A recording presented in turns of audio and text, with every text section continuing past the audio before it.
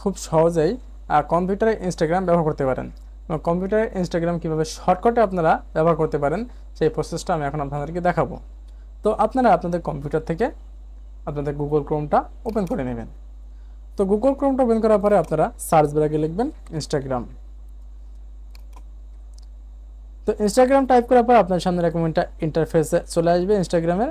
তো এখানে ওপরে থাকা যে instagram.com যে অপশনটা আছে, আপনারা এখানে ইনস্টাগ্রামে ক্লিক করে দিবেন। তো ইনস্টাগ্রামে ক্লিক করার পরে এখানে আপনার সামনে যে এই যে এই পাশে থ্রি ডটসের যে অপশন আছে, আপনার থ্রি ডটসে ক্লিক করে দিবেন।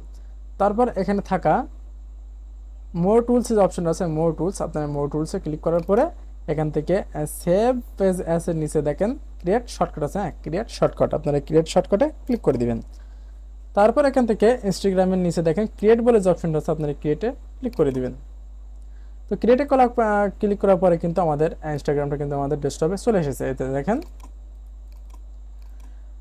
ইনস্টাগ্রামটা কিন্তু আমাদের ডেস্কটপে এখান থেকে চলে এসেছে। হ্যাঁ, তো বন্ধুরা আপনারা তারপর এখান থেকে ইনস্টাগ্রামে ক্লিক করবেন। এখান থেকে আপনাদের যে প্রসেসটা আছে, আপনারা ইমেইল, পাসওয়ার্ড, ফেসবুক এগুলোতে লগ ইন করে আপনার ইনস্টাগ্রামটা ব্যবহার করতে পারেন।